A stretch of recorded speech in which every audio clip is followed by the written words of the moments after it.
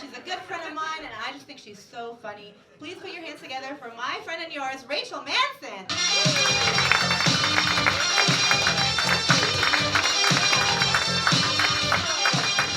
Oh my God, it's happening. It's the chick that body grinded on your Instagram. Hi, everybody.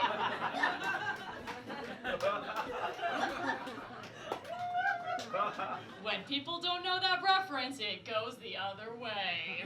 Oh, hello, everyone. Hi, guys. This is awesome. Hello. Hey, what's up? Hi, it's me, Rachel.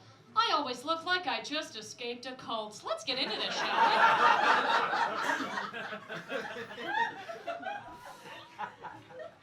we?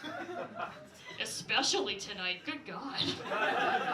I look like I just ran out of a forest going, "Where's Daddy Husband Leader?" And you guys are like, "Ah." That's my, I have never introduced myself another way. I'm trying a new intro. Can I try it on you guys? Okay, cool. You guys seem cool. Okay, this is my new intro. Ooh. Hey guys! Hi, it's me, Rachel.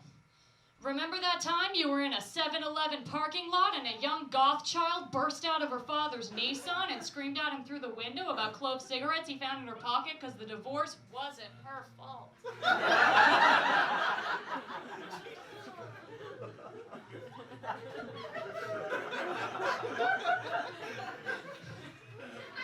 I feel like everyone who grew up in the early 2000s had some huge developmental thing happen to them in or around a 7-Eleven. It's where your like skater boyfriend's like, "I can't see you anymore. I have to spend more time at an Orange Julius." Kidding. I never had a boyfriend. I don't know what they do. I had my first kiss at summer camp, where so many Jews do, and it was on my bunk bed, and I proceeded to vomit on him out of social anxiety, and all over my Hillary Duff bed sheets, which is the saddest part of that story, make no mistake. It had Hillary's face and cartoon Lizzie's, and I couldn't bring that. But then it's okay, because when I turned 16, I grew into my body a little bit better, a little less like Slender Man vibes, and I was allowed to participate in something called Staff Family Feud, where everyone got to vote on horrendously judgmental categories. That summer, my sister got voted hottest female staff member in camp, but I got voted third most improved.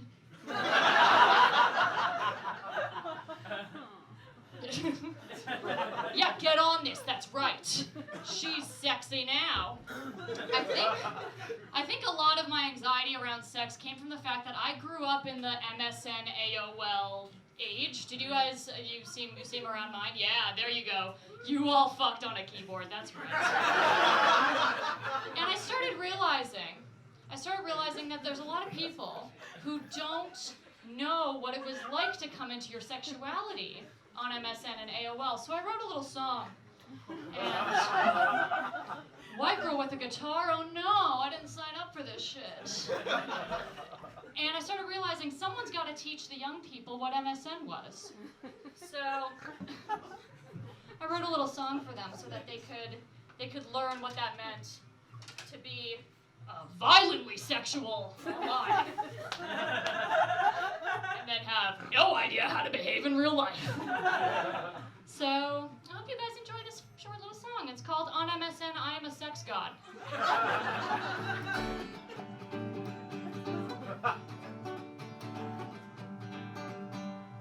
On MSN, I'm a sex god, but in real life I have a pretty extensive raw collection that I classify every night before I go to bed.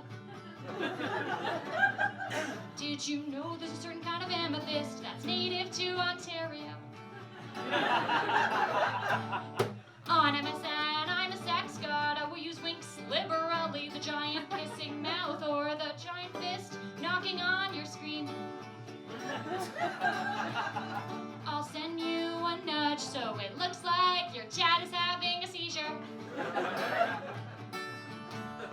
On MSN, I'm a sex god. I asked you out to a fancy restaurant. We didn't actually go to one, we just described it and masturbated to our keyboards. I told you that I loved you and we just kind of ignored it. We never spoke in real life until graduation when we sat in dead silence. I'm a sex god. Oh shit, my parents just walked in space, under space, under space, under space, under space, under space, under space, under space, under. Thank you. You guys are fun. It's fun doing a song in the middle of your set because it forces everyone to clap for you even though they don't want to. Oh, God. Millennials, we are fucking weird, aren't we? Aren't we a little sassy? It's funny because the generation directly below us, Gen Z, yeah? I get them. They make sense to me. They like sex, they like glitter, they like sucking smoke out of USB keys. All of that I can get. I get that. I get it. But it's the like Gen X baby boom that I don't get along well with them. They think they don't like me. I think they think I'm stupid. Like, okay, so last week I was parking in like a public lot, like a green pea lot, and it was a tight spot, but I was pretty confident I could get in. Walking in front of me was this middle-aged baby boomer looking man and his wife, and they were walking, and he stops her. And he looks at the spot, and he looks at me, and he goes, "Oh, this I gotta see." Yeah, that got to me. Mainly because I have hysterical road rage, but another reason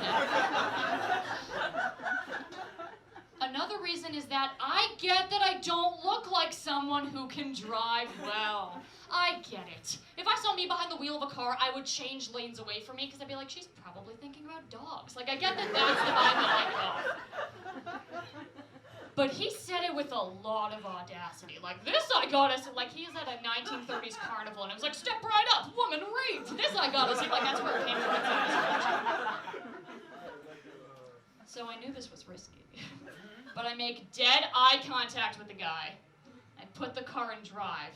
I slide perfectly into the spot while maintaining eye contact. I put the car in park, and I just waited.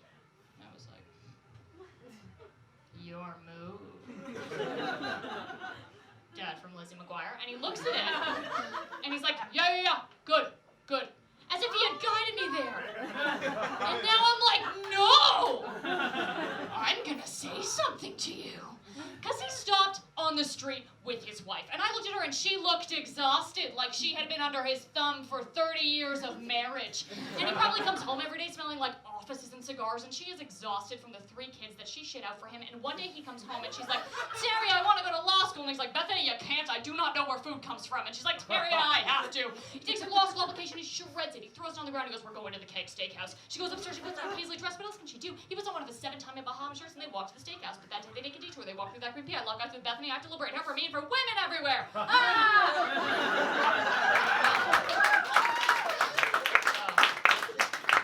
Just stream of thought, really. But I knew I only had one shot at that. So I put my window down and I go, hey, are you going to satisfy your wife anytime before you die? Because this I gotta see. You guys have been a lot of fun. I've been Rachel. You're going to love the rest of your show. Please bring